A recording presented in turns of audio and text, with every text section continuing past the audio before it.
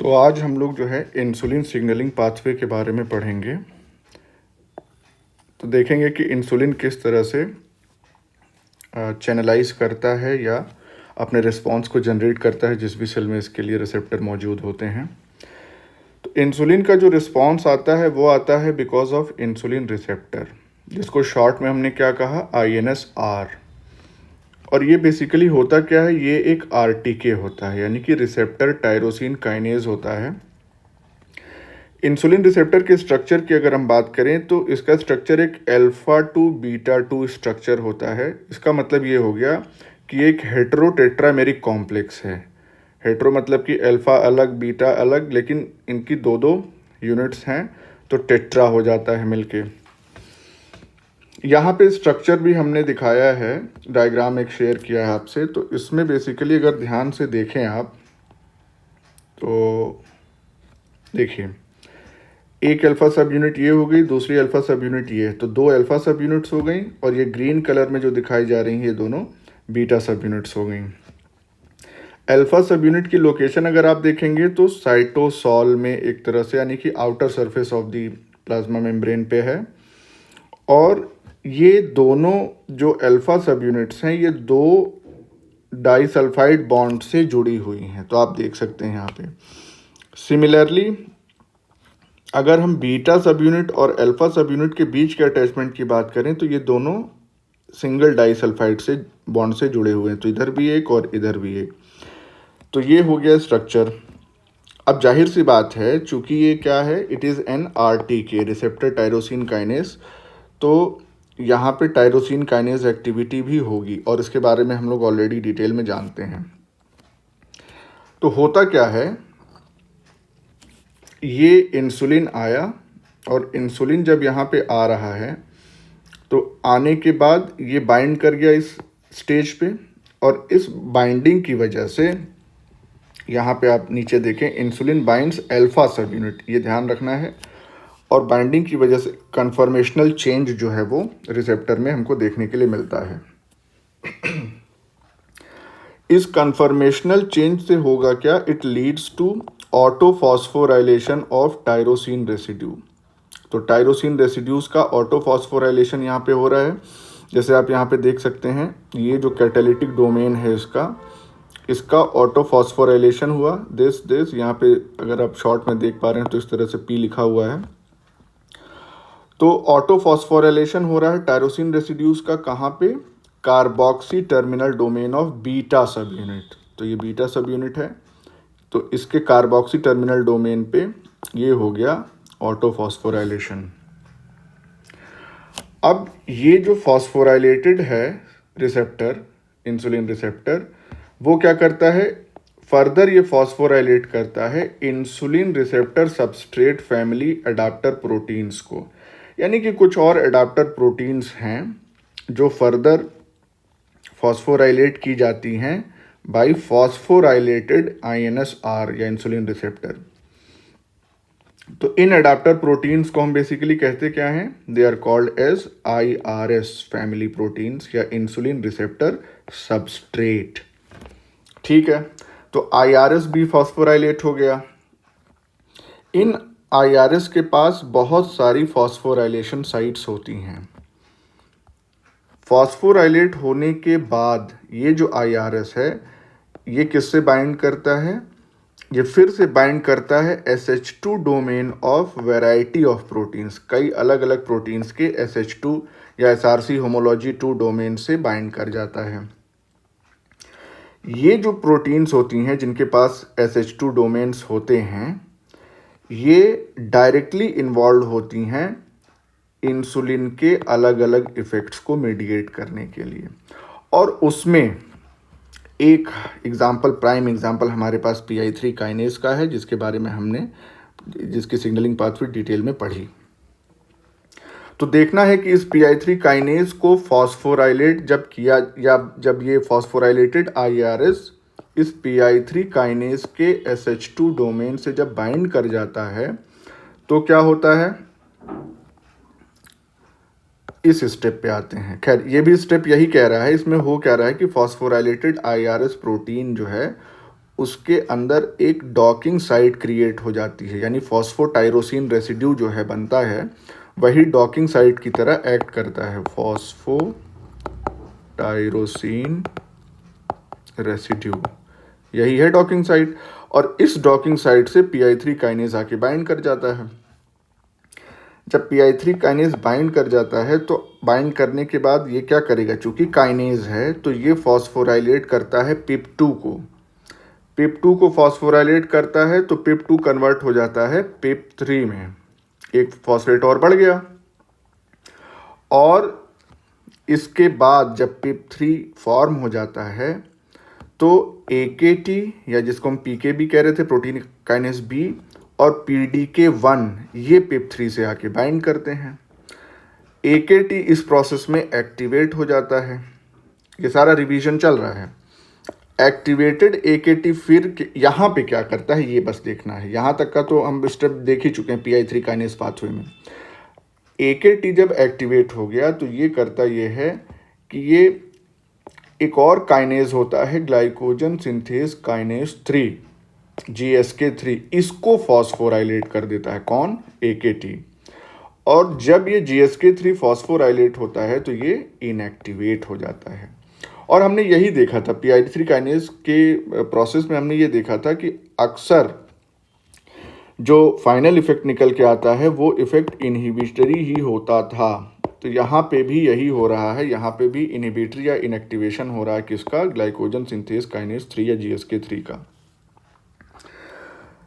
जब ये GSK3 inactivate हो जाता है तो ग्लाइकोजन सिंथेज जो है वो एक्टिवेट हो जाता है। कैसे? ये GSK3 बेसिकली कर क्या रहा था, ये ग्लाइकोजन सिंथेज को फॉस्फोराइलेट कर रहा था। इस फॉस्फोराइलेशन की वजह से ग्लाइकोजन सिंथेज अपनी एक्टिविटी शो नहीं कर पा रहा था। लेकिन जब GSK3 ही इनएक्टिवेट हो गया तो ये फॉस्फोराइलेशन तो हो नहीं पाएगा और फिर ये GS या ग्लाइकोजन सिंथेज जो है वो एक्टिव फॉर्म में कन्वर्ट हो जाएगा।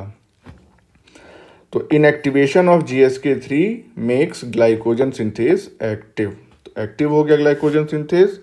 एक्टिव होने के बाद ये क्या करेगा? जाहिर सी बात है अपने नाम के हिसाब से काम करेगा। It accelerate synthesis of glycogen from glucose, जिससे ग्लूकोज का स्टोरेज सेल के अंदर बढ़ता है। तो इतना काम हो गया। ग्लूकोज के स्टोरेज को कौन बेसिकली इफेक्ट कर रहा है? जाहिर सी बात है ये सारी एक्टिविटी इंसुलिन के आने से ही हुई।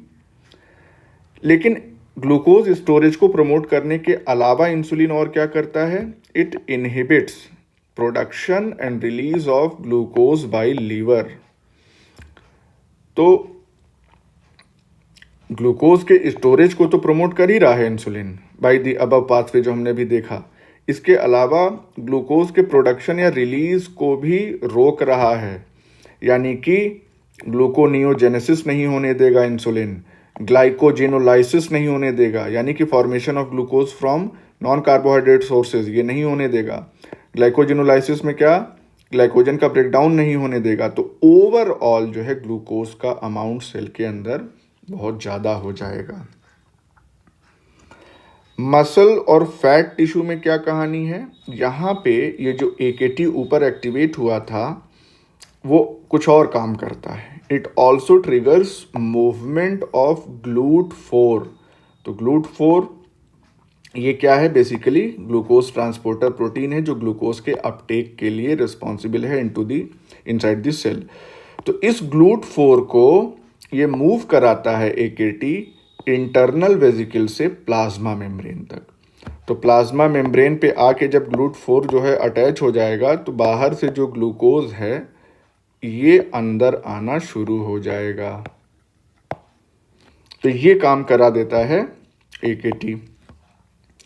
इससे ग्लूकोज अपटेक जो है वो सेल्स में बढ़ जाता है। कहाँ से? From the blood. इसके अलावा एक्टिवेटेड AKT और क्या करता है? It induces protein synthesis. Protein synthesis को इंड्यूस करता है mTOR की हेल्प से और दूसरे डाउनस्ट्रीम एलिमेंट्स की हेल्प से। इसके अलावा ये एक्टिवेटेड AKT और क्या करता है, ये इंड्यूस करता है सेल का सर्वाइवल। कैसे? कई सारे प्रो एपोप्टोटिक एजेंट्स को इनहिबिट करके। तो प्रो एपोप्टोटिक एजेंट्स को जब ये AKT इनहिबिट कर देगा तो जाहिर सी बात है एपोप्टोसिस नहीं हो पाएगी। एपोप्टोसिस अगर नहीं हो पाएगी तो क्या होगा? जाहिर सी बात है सेल विल सर्वाइव। तो अब देखते हैं, ये तो बैकग्राउंड था। थोड़ा सा और इसमें अगर हम पॉइंट्स बताएं आपको, तो इंसुलिन सिग्नलिंग के हमने कितने असर ऊपर देख लिए, अभी आप ध्यान से देखें यहाँ पे। तो सबसे पहला तो ग्लूकोज का स्टोरेज, ग्लाइकोजन का ब्रेकडाउन प्रिवेंट करना, या ग्लूकोज का किसी दूसरे सोर्स से फॉर्मेशन, इसको भी प्रिवेंट करना, ये सब इंसुलिन की सिग्नलिंग का असर है। साथ ही साथ प्रोटीन सिंथेसिस कराना। तो इंसुलिन बेसिकली एक एनाबॉलिक हार्मोन होता है, यानी कि ये बॉडी में ग्रोथ कराने के लिए रिस्पॉन्सिबल है। तो एक और टर्म इसके रिस्पेक्ट में आ जाता है इंसुलिन सिग्नलिंग का, कि इसका माइटोजेनिक इफेक्ट होता है। और ये जो माइटोजेनिक इफेक्ट है, it is mediated by activation of रास मैप काइनेस पाथवे। रास मैप काइनेस पाथवे हम आपको डिटेल में बता चुके हैं। तो सोचिए, इंसुलिन जो है PI3 काइनेस पाथवे के थ्रू भी एक्ट कर रहा है, रास मैप काइनेस पाथवे के थ्रू भी एक्ट कर रहा है। तो इसका बहुत ही वैरिड इफेक्ट होता है बॉडी की सेल्स पे। अब दोनों में डिफरेंस क्या है? मान लीजिए PI3 काइनेस पाथवे है और ये रास मैप काइनेस पाथवे है। इन दोनों में क्या डिफरेंस आता है कि इंसुलिन से दोनों ही अफेक्ट हो जाते हैं? तो एक्चुअली में होता ये है कि जो PI3 काइनेस पाथवे है, ये IRS या इंसुलिन रिसेप्टर सबस्ट्रेट से जुड़े होते हैं, यानी कि इंसुलिन रिसेप्टर सबस्ट्रेट्स के थ्रू ये अपना वर्क करते हैं। लेकिन जो मैप काइनेस पाथवे है, ये कहाँ कहाँ से निकलता है? It emerges from both IRS insulin receptor substrate proteins जो हैं और SHC प्रोटीन्स, इन दोनों से ये निकलता है। तो होता बेसिकली क्या है कि जो सिग्नल ट्रांसडक्शन प्रोटीन्स होती हैं, वो, ये मैप काइनेस पाथवे की बात हम कर रहे हैं, तो ये सिग्नल ट्रांसडक्शन प्रोटीन्स जो हैं ये IRS से इंटरैक्ट करेंगी या SHC से, जिसमें एक GRB2 है, GRB2, ये हम ऑलरेडी आपको बता चुके हैं।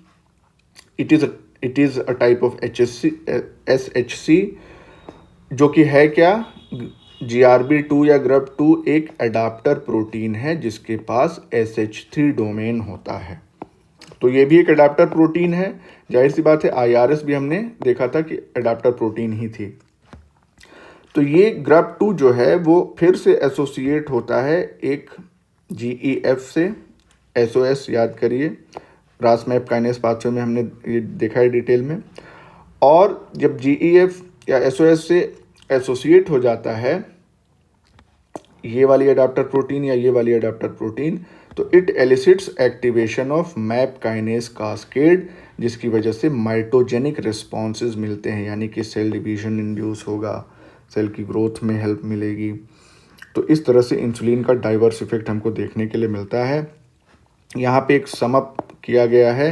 ये हो गया हमारा पूरा इंसुलिन का रिसेप्टर, इसमें अल्फा सब यूनिट्स हैं, ये 2 बीटा सब यूनिट्स हैं, टायरोसिन काइनेस डोमेन है साइटोसोल की तरफ, और ये जब इंसुलिन आके यहाँ पे बाइंड करेगा तो उसके बाद या तो IRS केवल सबस्ट्रेट की तरह एक्ट करेगा एज एन अडाप्टर प्रोटीन, तो PI3 kinase signalling pathway induce होगा, और अगर IRS और SHC दोनों जो है वो एक्ट कर रहे हैं सबस्ट्रेट, तो मैप काइनेस सिग्नलिंग पाथवे जो है वो इंड्यूस होगा।